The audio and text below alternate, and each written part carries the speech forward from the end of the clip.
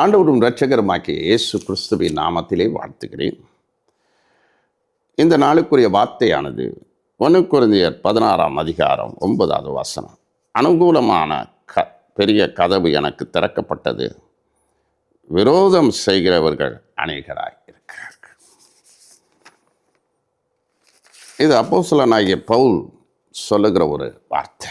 ஒரு பெரிய அனுகூலமான கதவு எனக்கு திறக்கப்பட்டிருக்கிறது என்று சொல்கிறார் ஆண்டவர். இந்த மாதத்தில் ஒரு பெரிய கதவுகளை திறக்க போகிற, அனுகூலம்னா ஃபேவரபிள், நமக்கு சாதகமான ஒரு கதவுகள். நமக்கு ஒரு பெரிய வேலை கதவு திறக்க போகிற, நமக்கு பெரிய ப்ரமோஷன் கதவுகளை திறக்க போகிற, நமக்கு பெரிய தேசங்களை திறக்க போகிற, பெரிய பட்டணங்களை திறக்க போகிற, நமக்காக அவர் பெரிய கதவுகளை திறக்கும் கர்த்தர்.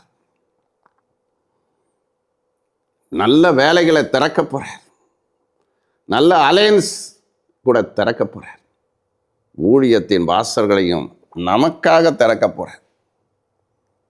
ஜெபிக்கிற விசுவாசிகள் வாழ்க்கையில் அதை செய்வார், ஊழியக்காரர்களுக்கு செய்வார். அதே சமயத்தில் இன்னைக்கு விரோதிக்கிறவங்க இருக்கிறாங்க, அட்வர்சரிஸ். பவுல் அதையும் சொல்லுகிறார், அட்வர்சரிஸ் இருக்கிறாங்க.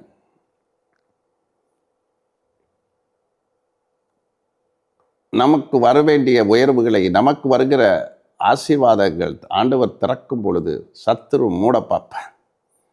பொறாமை. நான் ஊழியத்திலே போகும் பொழுது இன்னைக்கு பொறாமைப்படுகிறவர்கள் எங்களோட ஊழியம் செய்கிறவர்கள் தான். இன்னைக்கு சபைகள் தான் எதிர்க்கிறது, சில சபைகளை எதிர்க்கத்தான் செய்கிறது, சில ஊழியங்கள் எதிர்க்கிறது. பொறாமைகள் இன்றைக்கு வேலை செய்கிறது. ஒரு சிலதை அப்படித்தான், ஒரு சிலர் இருக்கிறார்கள் அந்த மாதிரி. ஒரு பட்டணத்திற்கு நான் ஊழியத்திற்கு போனால் அங்கு அதை தடை செய்கிறவர், நான் போகிறதற்கு தடை செய்வதற்கு என்னென்ன பிளானோ பண்ணுவேன். அதுக்கு காரணம் பிசாசு பின்னாடி இருந்து வேலை செய்கிறேன், அடக்க நினைக்கிறார்கள். ஆனால் ஆண்டவர் நமக்கென்று வச்சிருக்கிற அந்த அனுகூலமான கதவை யாராலையும் மூட முடியாது. டெல்லி பட்டணத்திற்கு நான் போயிருந்த பொழுது எத்தனையோ சவால்கள், எத்தனையோ அங்கே இருக்கும் லோக்கல் ஊழியங்களிலே வருகிற சவால்கள் தான்.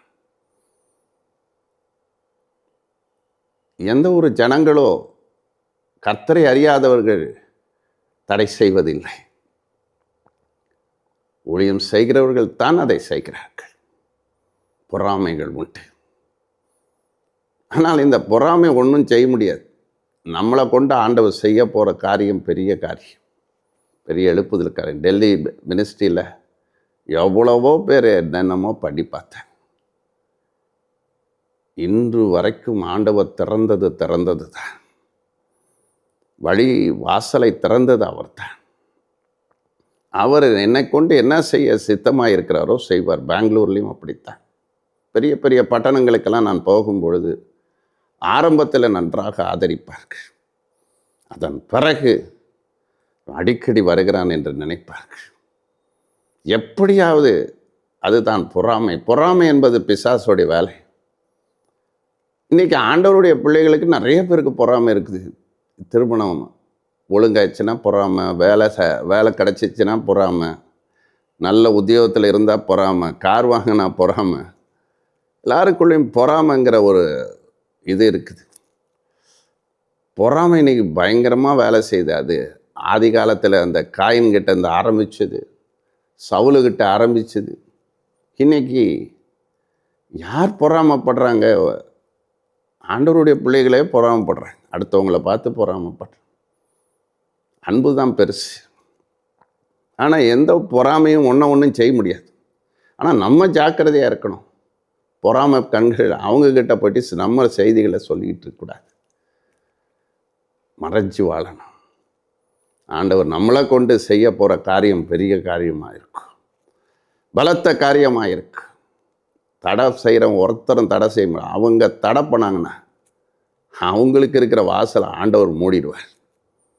அதனால் ஆண்டவர் வச்சது திறந்தது தான்.